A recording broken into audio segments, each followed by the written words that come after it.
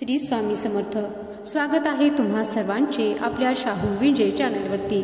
26 फेब्रुवारीला बुधवारी यंदा 2025 मध्ये महाशिवरात्री आलेली आहे।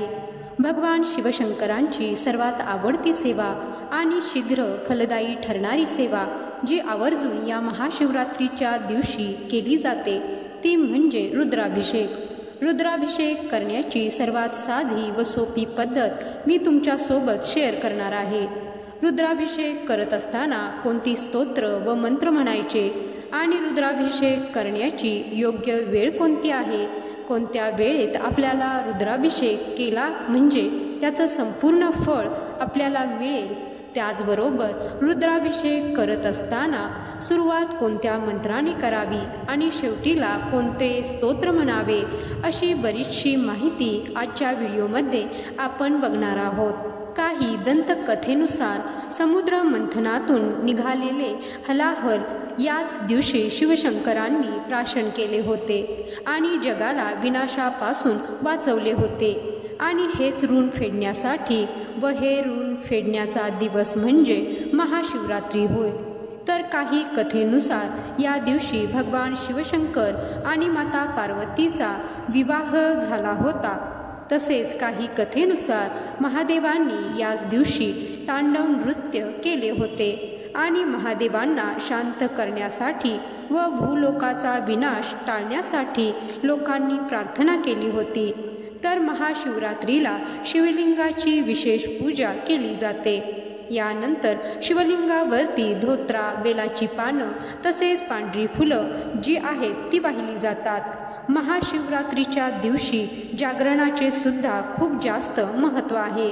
तुम्ही ज्या घरामध्ये राहता ते बैठे घर असो, भाड्याचं म्हणजे रेंटवर तुम्ही राहत असाल किंवा स्वतःचा फ्लॅट वगैरे काही असेल, त्या जागेमध्ये काही दोष आहेत, काही वास्तुदोष आहेत किंवा ज्या घरामध्ये तुम्ही राहता तेथे सतत भांडणे होतात, घरामध्ये बरकत नाहीये, तर त्यासाठी सुद्धा तुम्ही रुद्राभिषेक करू शकता।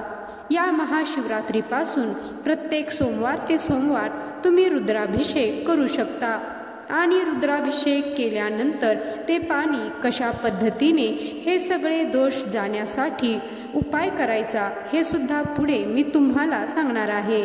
त्याचबरोबर तुमच्या घरामध्ये जर कोणी व्यसनी असेल, तुमचं मूल, तुमचे मिस्टर व्यसन करत असतील तर व्यसनमुक्तीसाठी सुद्धा तुम्ही रुद्राभिषेक करू शकता किंवा तुम्ही स्वतःसाठी, तुमच्या घरातील इतर व्यक्तींसाठी कोणी आजारी आहे, औषध उपचार घेताय, ट्रीटमेंट घेताय पण तुम्हाला काही फरक जाणवत नाहीये, फक्त दवाखाना मागे लागलेला आहे आणि रिझल्ट तर कशाचाच नाहीये, तर यासाठी सुद्धा तुम्ही रुद्राभिषेकाची सेवा जी आहे ती करू शकता।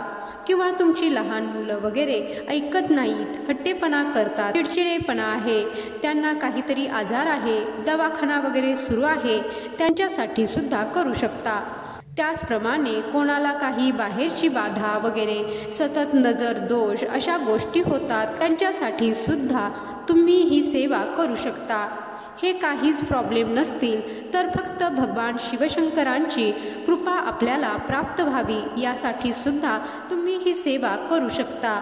महाशिवरात्रीच्या दिवशी सकाळी सकाळी ब्रह्ममुहूर्तावर किंवा जेव्हा आपण सकाळी देवपूजा वगैरे करतो त्या वेळेमध्ये रुद्राभिषेक केला तर अतिशय उत्तम। पण या वेळेमध्ये तुम्हाला शक्य झालं नाही तर दुसरी उत्तम वेळ म्हणजे संध्याकाळी प्रदोष काळामध्ये सुद्धा भगवान शिवशंकरांची सेवा करण्याला, रुद्राभिषेक करण्याला विशेष महत्त्व आहे। त्यामुळे एकतर सकाळी किंवा एकतर संध्याकाळी सूर्य मावळल्यानंतर रुद्राभिषेक करण्याचा प्रयत्न करा। पण या दोन वेळामध्ये तुम्हाला शक्य झालं नाही तर या महाशिवरात्रीच्या दिवशी, या पर्व काळामध्ये दिवसभरामध्ये जेव्हा कधी तुम्हाला वेळ मिळेल त्या वेळेला तुम्ही रुद्राभिषेक करा। कारण या दिवशी वेळेला नाही तर भगवान शिवशंकरांची सेवा करण्याला जास्त महत्त्व आहे। रुद्राभिषेक करण्यासाठी देवघरासमोर दिवा लावलेला असावा, धूप बत्ती लावलेली असावी, आपल्याला बसण्यासाठी आसन घ्यायचं, ताम्हण घ्यायचं आणि ताम्हणामध्ये तुमच्या देवघरामध्ये जे शिवलिंग असेल, मग ते कोणतेही असेल, स्फटिक असेल, पितळेचं असेल, कोणतंही असेल, ते शिवलिंग तुम्हाला ताम्हणामध्ये ठेवायचं आहे. शिवलिंग ताम्हणामध्ये अशा प्रकारे ठेवायचं की जी जलधारी असते तिथून पाणी जात असतं बघा, ते समोर तुम्हाला दिसतंय, तर ती जलधारी जी आहे ना ती उत्तरेकडे येईल. अशा पद्धतीने ताम्हणामध्ये तुम्हाला शिवलिंग ठेवायचं आहे. आणि त्याच्यावरती तुमच्याकडे अभिषेक पात्र असेल, ज्याला गळती म्हटलं जातं, ते असेल तर ते ठेवायचं आहे.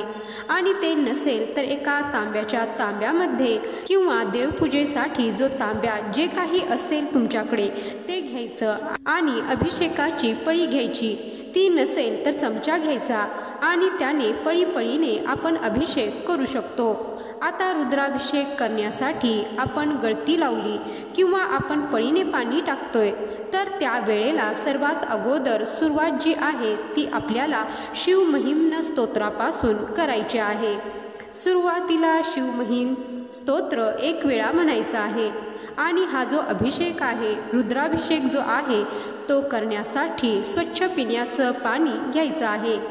1 वेळेला सुरुवातीला शिवमहिम्न स्तोत्र म्हणायचं. त्यानंतर गणपती अथर्वशीर्ष आपल्याला फलश्रुती सोडून 1 वेळा म्हणायचं आहे. 3ऱ्या नंबरला रामरक्षा जी आहे ती 1 श्लोकापासून ते 9व्या श्लोकापर्यंत म्हणायची आहे. फक्त 1 वेळा रामरक्षा 9व्या श्लोकापर्यंत 1 वेळा म्हणायची आहे. रुद्र अध्याय चमक नमक सहित आपल्याला पूर्ण वाचन करायचं आहे. 1 वेळा तुम्ही संस्कृतमधून म्हणा किंवा प्राकृतमधून, मराठीमधून म्हणा, काहीही हरकत नाही. दोन्हीही वाचायचं नाही. दोन्हीपैकी कोणतेही 1 चमक नमक सहित 1 वेळा वाचन करायचं आहे. शिवकवच 1 वेळा म्हणायचं आहे. शिवगायत्री मंत्र 11 वेळा म्हणायचा आहे. महामृत्युंजय मंत्र 11 वेळा म्हणायचा आहे. महामृत्युंजय मंत्र पंचप्रणयुक्त 11 वेळा म्हणायचा आहे. अमृत संजीवनी मंत्र 11 वेळा म्हणायचा आहे. संजीवनी मंत्र 11 वेळा म्हणायचा आहे. त्यानंतर कालभैरव स्तोत्र 1 वेळा म्हणायचा आहे. आणि शेवटीला शिव अष्टोत्तर नामावली 1 वेळा म्हणायची आहे. आता आपण कालभैरव स्तोत्रापर्यंत पाण्याचा अभिषेक सुरू ठेवायचा. कालभैरव स्तोत्र म्हणून झालं की शिवलिंग त्या ताम्हणामधून उचलायचं. ते ताम्हणामध्ये साचलेलं पाणी बाजूला ठेवायचं. शिवलिंग स्वच्छ पुसून घ्यायचं. देवघरामध्ये जिथे जागा आहे तिथे शिवलिंग ते ठेवायचं आहे. आणि त्यानंतर त्या शिवलिंगाला भस्म अर्पण करायचं. त्यानंतर पांढरी फुलं, जे काही तुम्ही फुलं वगैरे आहेत, वस्त्रमाळा आहे, अक्षता असतील, त्या अर्पण करायच्या. वस्त्रमाळ हळदी कुंकवाने न रंगवलेली, पिनार रंगवलेली वस्त्रमाळ, ज्याला कापसाचे वस्त्र म्हटलं जातं, ती अर्पण करायची. आणि अक्षता पण ज्या आहेत त्या न रंगवलेल्या पांढऱ्या अखंड अक्षता अर्पण करायच्या आहेत. आणि त्यानंतर 108 बेलपत्र, 108 बेलाची पानं घ्यायची आणि शिव अष्टोत्तर नामावली म्हणत म्हणत शिवलिंगावरती अर्पण करायची. म्हणजे शेवटीला शिव अष्टोत्तर नामावली म्हणून आपल्याला या रुद्राभिषेकाची सांगता करायची आहे. शिव अष्टोत्तर नामावली म्हणजे भगवान शिवांची 108 नावं बोलत बोलत आपल्याला 108 बेलपत्र अर्पण करायचे. 108 बेलपत्र नसतील तर 1 बेलपत्र घ्यायचं, आपल्या उजव्या हातामध्ये धरायचं. शिव अष्टोत्तर नामावली संपूर्ण म्हणायची आणि त्यानंतर हे जे 1 बेलपत्र आहे ते शिवलिंगावरती अर्पण करायचं आहे. या पद्धतीने आपला रुद्राभिषेक जो आहे तो संपन्न होतो किंवा झाला आहे असं आपण म्हणू शकतो.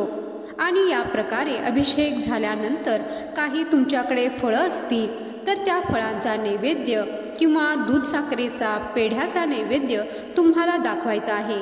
किंवा तुम्ही उपवासासाठी जे काही पदार्थ बनवले असतील त्याचा नैवेद्य तुम्ही दाखवला तरीसुद्धा चालतो.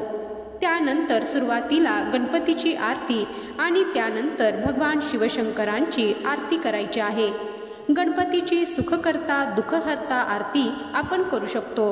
आणि भगवान शिवशंकरांची आम्ही लवथवती विक्राळा ब्रह्मांडी माळा ही आरती म्हणतो.